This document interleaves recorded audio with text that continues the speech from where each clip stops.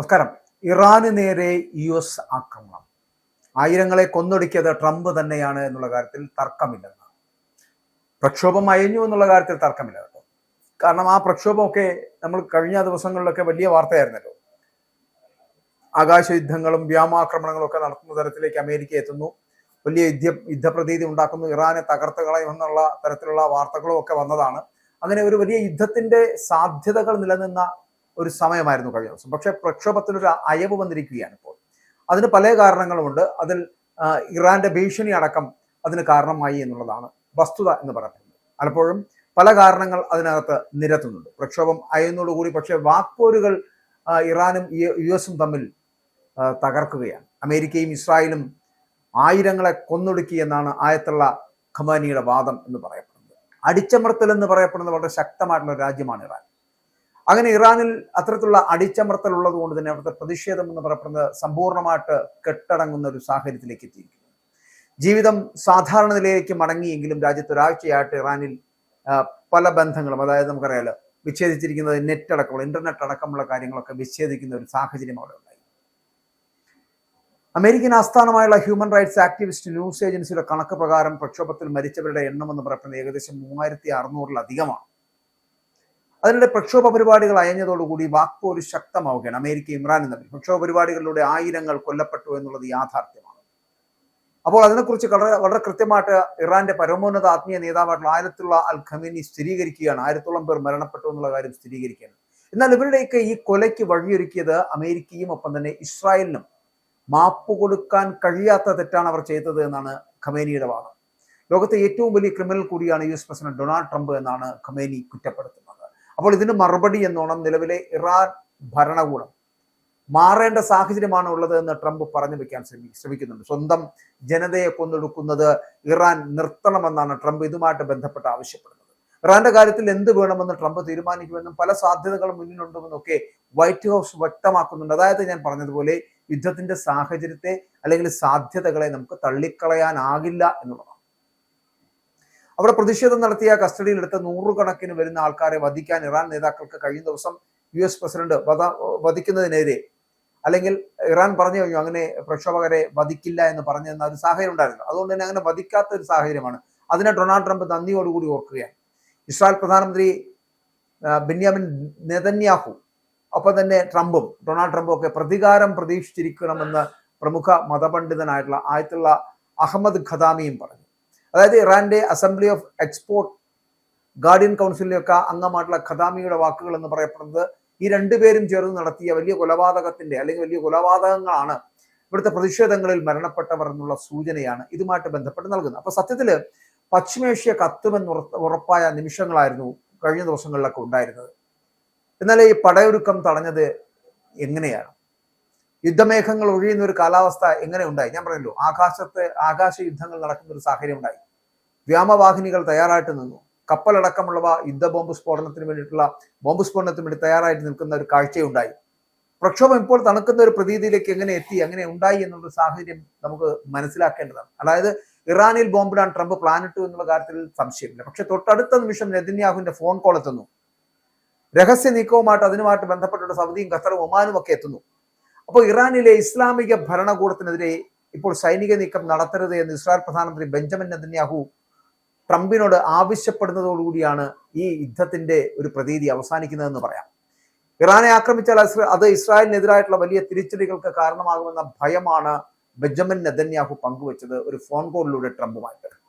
പ്രതിഷേധക്കാരെ കൊല്ലുന്നത് ഇറാൻ ഭരണകൂടം നിർത്തിയതായിട്ട് തനിക്ക് മറുഭാഗത്തുള്ള പ്രധാനപ്പെട്ട ഉറവിടങ്ങളിൽ നിന്ന് വിവരം ലഭിച്ചിട്ടുണ്ട് എന്ന് ട്രംപ് മാധ്യമങ്ങളോട് പറയുന്നതിന് തൊട്ടു മുൻപ് നെതന്യാഹുവുമായിട്ടുള്ള ഈ സംഭാഷണം നടക്കുന്നു. ഇതോടുകൂടിയാണ് സത്യത്തിൽ പ്രക്ഷോഭത്തിന് അയവ് വരുന്നതും യുദ്ധസമാനമായിട്ടുള്ള സാഹചര്യം ഉണ്ടാകാതിരിക്കുന്നതും ട്രംപ് ഭയം കൊണ്ട് പിന്മാറുന്നതും എന്ന് പറയാം.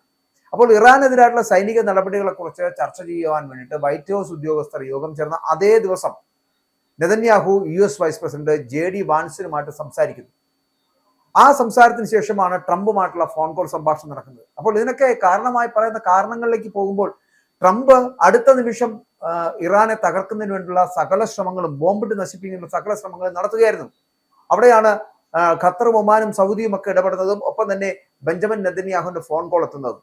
ഇസ്രായേലുമായിട്ട് ബന്ധപ്പെടുന്ന വിഷയങ്ങളിൽ ഇറാനുമായിട്ട് ഏതെങ്കിലും തരത്തിൽ നിങ്ങൾ ആക്രമണം നടത്തുകയാണെന്നുണ്ടെങ്കിൽ അത് ഇസ്രായേലിനെ ബാധിക്കുമെന്നുള്ള തരത്തിലേക്കുള്ള അദ്ദേഹത്തിന്റെ ഫോൺ കോളാണ് അമേരിക്കയെ ഇതിൽ നിന്ന് പിന്തിരിപ്പിച്ചത് എന്നതാണ്.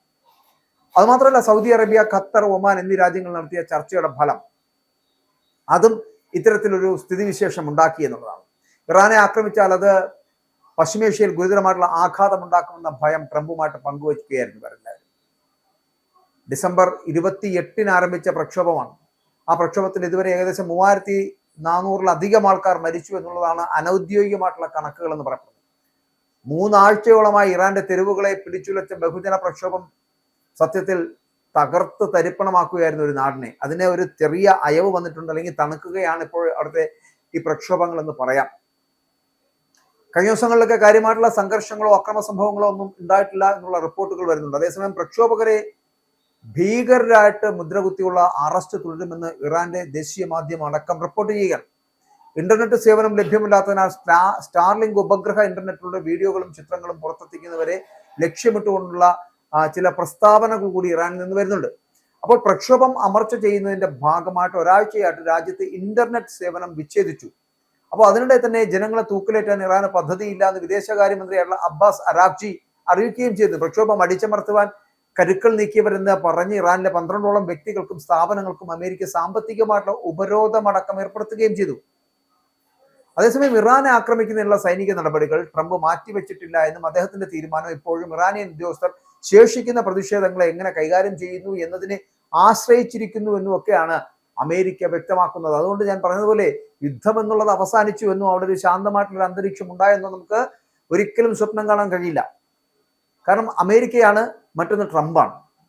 ഏത് നിമിഷം വേണമെങ്കിലും ഒരു സ്ഥിതിവിശേഷം മാറാം.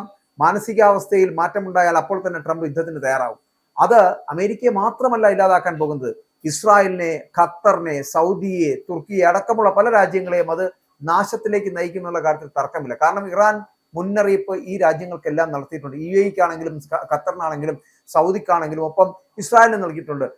ഈ 3 രാജ്യങ്ങളെയും, അതായത് സൗദിയെയും UAE-യെയും ഖത്തറിനെയും അമേരിക്ക ഇറാനെ ആക്രമിക്കുന്ന അടുത്ത നിമിഷം ബോംബിട്ട് നശിപ്പിക്കും എന്നുള്ള കാര്യത്തിൽ തർക്കമില്ല എന്ന് ഇറാൻ വ്യക്തമാക്കിയിരുന്ന സാഹചര്യം ഉണ്ടായിരുന്നു. ഇതിൽ അവർ ഭയപ്പെടുന്നു, അവർ ട്രംപുമായിട്ട് സംസാരിക്കുന്നു. അങ്ങനെയാണ് ഇതിൻ്റെ ഒരു അയവുണ്ടാകുന്നത് എന്നാണ്. അപ്പൊ നമുക്കറിയാം, മിഡിൽ ഈസ്റ്റിലെ ഏറ്റവും വലിയ അമേരിക്കൻ താവളമായിട്ടുള്ള അൽ ഉദൈദിൽ 10,000-ഓളം സൈനികരാണുള്ളത്. ജൂണിൽ ഇറാന്റെ ആണവ കേന്ദ്രങ്ങളിൽ US നടത്തിയ ആക്രമണത്തിന് പ്രതികാരമായിട്ട് ഇറാൻ അവരെ ലക്ഷ്യം വെക്കുന്ന ഒരു സാഹചര്യമുണ്ട്. രാജ്യത്തുടനീളമുള്ള ഇന്റർനെറ്റ് സൗകര്യങ്ങൾ വിച്ഛേദിച്ചതുകൊണ്ട് തന്നെ പ്രകടനക്കാരെ അടിച്ചമർത്തുവാൻ ഭരണകൂടം നടത്തിയ ശ്രമങ്ങളൊക്കെ പ്രതിഷേധങ്ങൾ കുറയ്ക്കുന്ന ഒരു സാഹചര്യത്തിലേക്ക് ഇപ്പോൾ എത്തിയിട്ടുണ്ട്. കാരണം ഡിസംബർ അവസാനം മുതൽ ആയത്തുള്ള ഖമേനിക്കെതിരെ പ്രതിഷേധക്കാർ പ്രകടനം നടത്തി വരുന്നൊരു സാഹചര്യമായിരുന്നല്ലോ.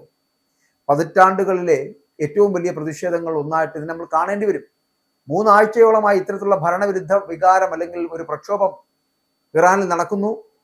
US-ന്റെ സൈനിക നടപടി ഉടൻ ഉണ്ടാകില്ല എന്നുള്ള സൂചനയുമായിട്ട് ഡൊണാൾഡ് ട്രംപ് എത്തുമ്പോഴും അതിന്റെ സാധ്യതകളെ തള്ളിക്കളയാൻ കഴിയുന്നില്ല എന്നുള്ളത്.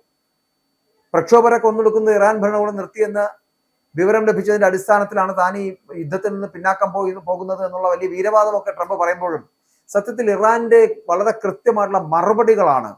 അത് അമേരിക്കക്കെതിരാണെങ്കിലും ഇസ്രയേലിനെതിരാണെങ്കിലും സൗദിക്കും ഖത്തറിനും ഒമാനും ഒക്കെ എതിരായിട്ടുള്ള ഇറാന്റെ കൃത്യമായിട്ടുള്ള മറുപടിയാണ് ട്രംപിനെ പ്രേരിപ്പിച്ചത് മാറിപ്പോകാൻ. ഇല്ലെങ്കിൽ ട്രംപ് ഈ പറഞ്ഞ പോലെ യുദ്ധം ചെയ്യുമായിരിക്കും, ഇറാനെ തകർക്കാൻ ശ്രമിക്കുമായിരിക്കും. പക്ഷെ അതേസമയം വലിയ വില നൽകേണ്ടി വന്നേനെ അമേരിക്ക.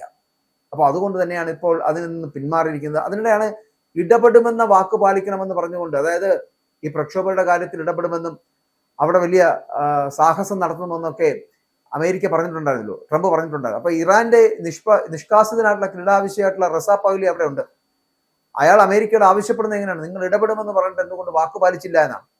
വൈകാതെ ഇറാന് നേരെ US ആക്രമണത്തിന് സാധ്യതയുണ്ട് എന്ന് തന്നെയാണ് ഇതുമായിട്ട് ബന്ധപ്പെട്ട് പറയുന്നത്. അപ്പൊ ഇവർ ബന്ധപ്പെടാതിരിക്കുകയും പ്രക്ഷോഭകർ ഇപ്പോൾ പലായനം ചെയ്യപ്പെടുകയും ചെയ്യുന്ന ഒരു സ്ഥിതിവിശേഷത്തിലേക്ക് എത്തുമ്പോഴും പഹ്ലവിയുടെ കണ്ണുകൾ ഇപ്പോഴും ഇറാനിൽ തന്നെയാണ്. പക്ഷേ പഹ്ലവി ചോദിക്കുന്ന ചോദ്യത്തിന് ഉത്തരം പറയാൻ ട്രംപിനാകുന്നില്ല.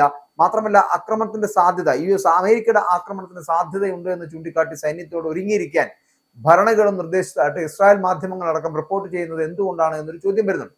അപ്പൊ ബെഞ്ചമിൻ നെതന്യാഹുവിന് വളരെ കൃത്യമായിട്ട് അറിയാം, അമേരിക്ക തഴയപ്പെടുന്നു അല്ലെങ്കിൽ ഇറാനിൽ നിന്ന് യുദ്ധത്തിൽ നിന്ന് പിന്നാക്കം പോകുന്നു എന്ന് പറയുമ്പോഴും യുദ്ധം അവസാനിക്കുന്നില്ല, എപ്പോൾ വേണമെങ്കിലും അത്തരത്തിലുള്ള യുദ്ധം പൊട്ടിപ്പുറപ്പെടുവാനുള്ള സാഹചര്യമുണ്ട്, സാധ്യതയുണ്ട് എന്നുള്ള സൂചനകൾ തന്നെയാണ് നൽകുന്നത്. അപ്പോൾ ഇറാന് നേരെ US-ന്റെ ആക്രമണം എന്ന് പറയപ്പെടുന്നത് ഏത് നിമിഷവും ഉണ്ടാകാം. മുമ്പ് ഒരിക്കൽ ഇപ്പോൾ തന്നെ നടന്ന പ്രക്ഷോഭങ്ങൾ, അവിടെ ആയിരങ്ങൾ മരിച്ചു വീണത് ട്രംപിന്റെ തന്നെ അപ്രമാദിത്വം കൊണ്ടാണ് എന്ന് പറയപ്പെടുന്ന ഖമേനിയുടെ വാക്കുകൾ യാഥാർത്ഥ്യവൽക്കരിക്കുന്നതാണ്. മാത്രമല്ല, എത്രയൊക്കെ മാറി നിൽക്കാൻ ശ്രമിച്ചാലും ട്രംപിന്റെ ഭരണക്കൊതി, യുദ്ധക്കൊതി എന്ന് പറയപ്പെടുന്ന അവസാനിക്കുന്നില്ല. അതുകൊണ്ട് ഇറാന് നേരെ ഏത് നിമിഷം വേണമെങ്കിലും ഒരു ആക്രമണം ഉണ്ടായേക്കാം.